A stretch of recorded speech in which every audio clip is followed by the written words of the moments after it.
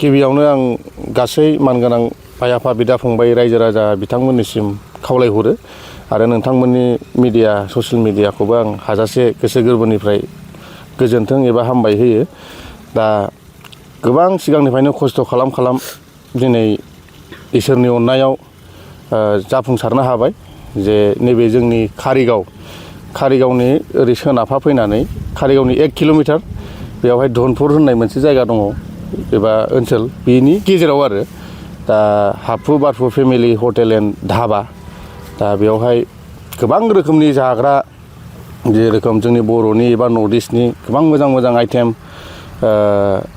लकेल खुसिया बिदिनो एम्फौ इन्दि एम्फौ आरो अमा नाथुर अक्ट'पास आरो साम' ना लकेल बेफोरबायदि बुस्थु जोंनाव मोनजानो मोनगोन आरोखि। दा बेखायनो आं गासैबो रायजो राजा नोंथांमोनखौ गुरैयै खुलुमहरनाय थायो जे बयबो आंनि धाबायाव फैनानै गावनि गोसो बायदि जानो लुगैनाय बुस्थुफोरखौ जाहाथे जाफैयो। जिहेतु ग्राहक जानायनि बेसेनफ्रा जोंनाव खोब खमावनो मोनजागोन आरो जोंहा मिरामिस आइटेमावहाय बा ओंखामजों लोगोसे गोबां बिदिनो बोथोर नायै बोथोर दा गोजां बोथोरनि जामु जेरोखोम ओंखामजों लोगोसे दालि अनला लोगोसे आलु बाथोन लाइ भाजा बिदिनो टमेट' गोरलै बाथोन गोबां माने जाग्रा मुवा जोंनाव मोनजागोन आरोखि। गारि पार्किंनि सुबिदाफ्रा माबायदि दं? गारि पार्किंआथ' गोबां गारि पार्किंआथ' गैयाबाबो आधा बिगानि बारायानो दंखायो। जोंनावहाय माने हाइवे सेर जाबाय नालाय गोबां बेयाव ट्राकफोरबो हाबनो हागौ बासफोरबो हाबनो हागौ आरो गोबां गारि फिसा मटर साइकेल आरो जोंना बे पार्किंनि खाथियावनो दाबावैनो गारि सुग्रा एबा कार वास जों बेखौबो गायसननो नागिरबाय आरो दा बेयाव गारि सुनायजों लोगोसे गोसोबादि जानो लोंनो बे सुबिदाखौ मोनगोन आरो फेमिलि लानानै फैनो हागोन गासिबो फेमिलि फैयो बा सोरबा मोजां मोनलायनाय सोरबा इन्टारेस्ट खालामनो लुगैनाय फैनो हागोन आरो वेलकाम गासिबनिसिमबो। औ लोगोसे बे जोंनि हाफु बारफु फेमिलि हटेल एन्ड धाबायावहाय सोरबाफोर बार्थडे पार्टि बा एनिभार्सारि बा सोरनिबा गोथार जुलि दा बेफोरखौबो खुंनो हानायनि जोंनाव सुबिदा दं आरोखि बे धाबायावहाय। उन्दैफोरनि गेलेनायनि सुबिदाखौ दा जों खालामथ'नो हायाखै खिन्थु जों एसे लासैनो जों खालामलांगोन आरो। माब्ला अपेनिं खालामनाय जाया नोंथांनि बे धाबाखौ जोङो अपेनिंआ थांनाय 15 जानुवारि बावाखै दिनैजों सप्तासेसो जाबाय खोमा जों अपेनिं खालामनाय जाबाय। जोंहा मानाव गेदेर दिनै आंनिनो बिमायं असे जोंनि आसामनिनो बारग' मिनिस्टार आयं प्रमिला रानि ब्रह्म बिथांनि आखाइजों जों बेखेवनाय जाबाय आरो बिथांखौ आं हाजासे आं गोसो गोरबोनिफ्राय गोजोननाय होयो आरो थेंक्स होयो जे बिथाङा आंनि थाखाय आंनि जिउ राहा लामा खुंलांनो थाखाय बिथाङा आंखौ अननानै जे गावनि नैबे हा दा बे हाखौ जे आंनो हगारनायनि थाखाय दा बेखौ आं गोबां आं इसोरनिसिम आर'ज गाबो बेखिनियानो आरो। दा बे उद्देस्यआ जाहैबाय बयबोथ' मिथिखायो जेनेबा थांना खर'लै बेखौ एसे खुलिदों। दा बेनो उद्देस्यआ जाहैबाय जोंना बे जोंनि एरियायावहाय गैयाबाबो कारिगावनिफ्राय आप टु पार्कगावसिम मोजां बिदि धाबा हटेल गैया। दा बे हिसाबै रायजो राजाफ्रा गोबां हान्था मेला खालामनायाव सोरबा उखैलाङो बिराद दै गांहाबलाङो बा बिराद खस्थ' मोनलाङो दा बे खस्थ' मोनलायनायनि थाखायनो जोंनाव जिरायग्लांनायजों लोगोसे सोरबा ओंखाम उखैनाय दा बेखौ जोङो सुफुंहोहरनाय दा बे आरोखि। फास्टफुडनि आइटेमफोरबो मोननाय जागोन नामा नोंथां? मोनगोन फास्टफुडनि आइटेमबो मोनगोन।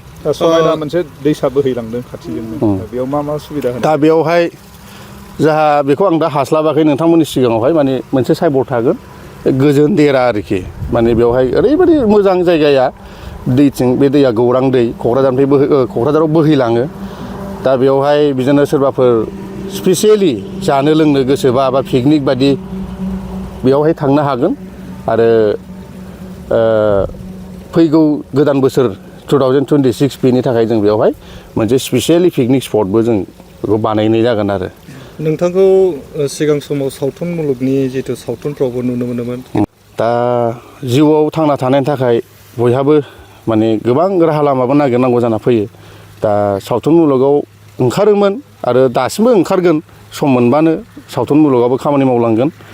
दा आं बेनो आरोखि बे स्टेजावहाय जोंहा बोथोर नायै बोथोर जोंनि बर'निनो फोरबो जेरै बैसागु जेरै बिदिनो 26 जानुवारि बा गोदान बोसोर बिदिनो बोथोर नायै बोथोर जों बेयाव प्रग्राम खालामनाय जागोन आरो गेजेर गेजेर कालचार प्रग्राम मेथाइ रोजाबगिरिफोर लेंहरगोन लोगोसे मोसाखावरिफोर बा जोंनिनो बर' सावथुन मुलुगनि माखासे मुंदांखा मोजां मोजां फावखुंगुर मेथाइ रोजाबगिरि बिथांमोनखौ लानानै जों बैसागु प्रग्राम बिदिनो मालाबा 16 नभेम्बर दा बेफोरबायदि प्रग्राम खुंलांनो थाखाय बे स्टेजखौ जों पार्मानेन्ट खालामना दोननाय जादों आरो रायजो राजाफ्रा नायफैनो हागोन ना? हागोन रायजो राजाफ्रा हागोन जोङो जेब्ला फोसावगोन अब्लानो जों एनाउन्स खालामबानो रायजो राजा बिथांमोनहा जों नायफैनो हागोन आरोखि जोबथायाव मा खावलायनो लुगैयो? जोबथायाव आं बयखौबो गाहाम हामलायनाय जासिहरबाय गोदान बोसोरनि बयनिबो साननायफ्रा जाफुंथों लोगोसे दिनै आंनि बे हाफु बारफु family hotel and धाबायाव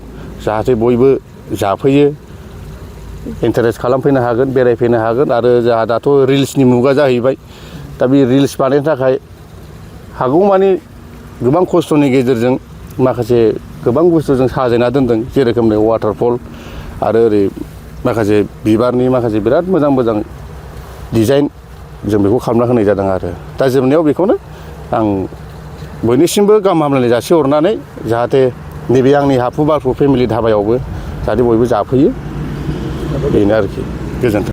Welcome to IBT Coaching Institute, Kokrajhar, where your success story begins. Experience top-notch education with affordable course fees, making your dreams achievable.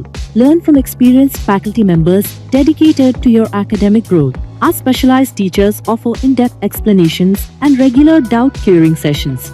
Last year से क्वेश्चन स्टार्ट किया बट कोचिंग ज्वाइन करने के बाद ही मेरा exam clear हुआ तो मेरा इस साल 3 exam का pre clear हुआ CSS का प्री क्लियर हुआ फिर IPS PO का मेरा प्री क्लियर हुआ है और CGL का भी मेरा प्री क्लियर हुआ है तो अभी मैं मीन्स का प्रिपरेशन कर रहा हूँ। Stay updated with current affairs classes tailored for competitive exams. Boost your exam readiness with daily CBT and offline mock tests, ensuring you are always prepared. Strengthen your knowledge with extensive revision classes. Experience our teaching quality firsthand with a free demo class. मेन्सफोराव उइकफोर ओमफ्राय दा बाहाय आं एसे थाबसिन जाबाय आरो ओमफ्राय बाहाय CA क्लासबो जायो माने सामफ्राम फाइनेल एफेयारफोर जानाय बर'ला मा जानाय ये मा जानाय बेखौ मोनगोन ओमफ्राय रिजनिंफोर इंग्लिश क्लास जाजोबो खाथियाव मेरा क्वांट में एक्चुअली खराब था इसलिए मेरा ज़्यादातर एग्जाम में क्वालिफाई नहीं कर पा रहा था और कॉन्फिडेंस भी नहीं जब से मैंने ज्वाइन किया है तो मैं क्वांट पे एक्चुअली अभी मैं क्वांट पे अच्छा हूँ और कर भी पा रहा हूँ तो अभी कॉन्फिडेंट भी हूँ और फैकल्टीज भी बहुत अच्छे हेल्प करते हैं बहुत। Access all resources and updates through our official app, Make My Exam. Receive comprehensive course materials and monthly magazines at no extra cost. Join India's #1 coaching institute with proven success in SSC. Our achievement.